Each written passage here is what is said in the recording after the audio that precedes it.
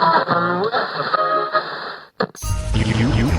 are now tuned in to your number one radio station. 87.9. The truth is out there. Follow us. We interrupt this program for a special report by WKMU. Staten Island, New York. Good morning, Earth. It's time to get up. And I'm Sky. And as always, you know I'm always joined by my girl. No, unfortunately not this week. Blue, unfortunately, was picked up by the cops after the last episode. So hopefully we'll have her back soon. So I figured we'd do a short little Good Morning Earth and talk about some fun stuff I found in the news in the last couple weeks. And then we'll talk about the fact that I will be infiltrating another podcast's broadcasting. And I'll let you know more about that later. Let's just get right into it. Our first story comes out in Louisiana, right there in Kisatchie National Forest, which is a little bit off of Baton Rouge. And apparently, two teenagers reported seeing a very chilling encounter with what they describe as a 5-foot, Bigfoot-like creature with glowing red eyes. Now, the deputies heard whistling in. That was actually the campsite. They were, letting them know where they were, so they started going to pick them up. They actually escorted the teenagers out of the forest. Now, apparently, the cops didn't find anything. They didn't find any evidence of a 5-foot creature. I don't know. I'm not a big believer in Bigfoot, but it's good to keep an open mind about everything. But a 5-foot Bigfoot creature, is that just, like a juvenile maybe? But then, I feel like any juvenile of an ape-like creature, they're very protective of their kids. Just like if a bear or anything comes out and attacks, it's probably because their cubs are around. And this actually happened on June 28th, so it's still fairly recent. They even, after a thorough investigation, though, the deputies were unable to locate any suspicious activity involving a growl with glowing red eyes and standing 5 feet tall. They just basically said, yeah, good luck, and sent them on their way. But this is not the first Bigfoot sighting in this national forest. We actually have two self-proclaimed Bigfoot researchers who go by the names of Texla and Claude because they don't want to be ridiculed. That's fair. Sometimes in life, people will put forth information that not everyone agrees with, and they'll actually keep it down because they don't agree with it. So I kind of understand that, but they claim that they have seen footprints and signs of Bigfoot, what they call markings. Basically, it's like twisted tree limbs and broken things like that. And if you want to believe, they say great. If you don't believe, it's fine. They also claim to have visual and audio evidence of the cryptid's existence in the dense forest. Now, my only problem with this, too, is why are you using fake names and you say you have this proof, but you're not giving it? It kind of throws, to me, this is why I feel like Bigfoot isn't technically real. I know it's technically not real, but you know what I mean? Yeah, you know what I mean. At this point, I would like to switch it over to Chatsunami Podcast. Welcome to Chatsunami, a variety podcast that discusses topics from gaming and films to anime and general interests. Previously on Chatsunami, we've analysed what makes a good horror game, conducted a retrospective on Pierce Brosnan's run as James Bond, and listened to us take deep dives into both the Sonic and Halo franchises. Also, if you're an anime fan, then don't forget to check us out on our sub-series, Chatsunani, where we dive into the world of anime. So far, we've reviewed things like Death Note, Princess Mononoke, and the hit Beyblade series. If that sounds like your cup of tea, then you can check us out on Spotify, iTunes, and all good podcast apps. As always, stay safe, stay awesome, and most importantly, stay hydrated. This next news comes from space, which I guess if you follow along, you kind of assume that I have a fear of space. And it's things like this is why, because this year alone, there was 2 asteroids that flew by Earth and the moon, including one earlier this year on February 12, 2024. I didn't have to say 2024, but this year. But it was discovered right before it passed with 75,000 miles of Earth, which is a third of the way from the moon. So just imagine that. The moon is pretty far away, and a third of that is how close this thing came. And then another one that was a sky a skyscraper-sized one passed by on June 29th, and it was 180,000 miles away, which was much further and it was much safer. But this is like a recurrent thing. There's plenty of times every year, plenty of these asteroids come in between us and the moon or very close to us, and that's really scary.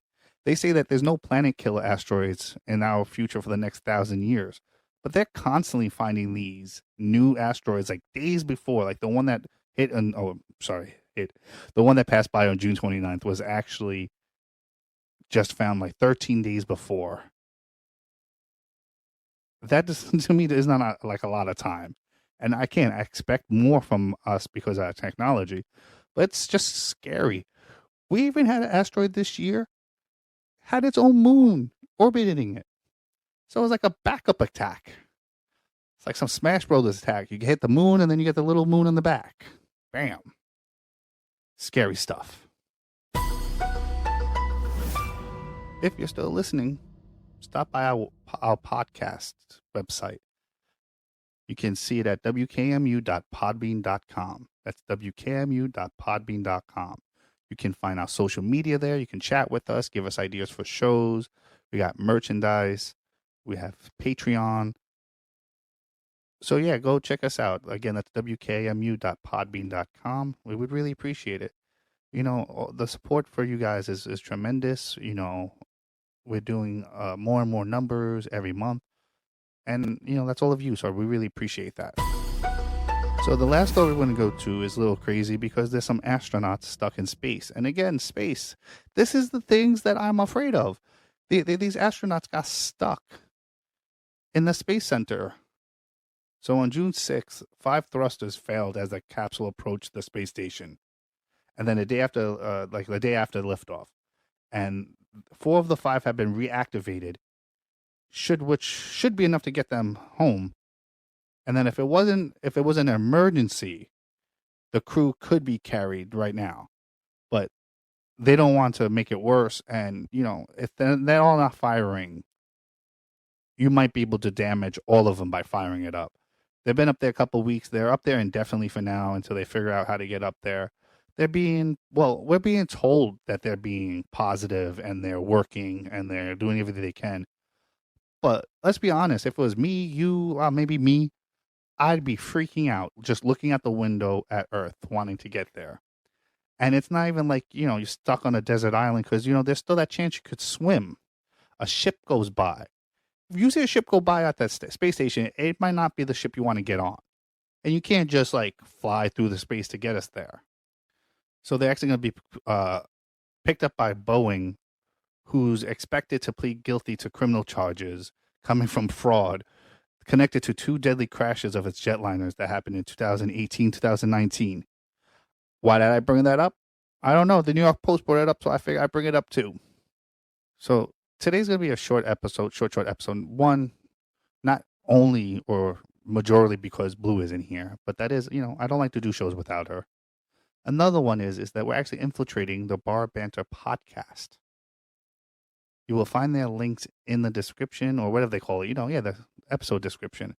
So basically what the show is, we sat around, we had a beer or two, and we answered questions like, what makes the best sandwich?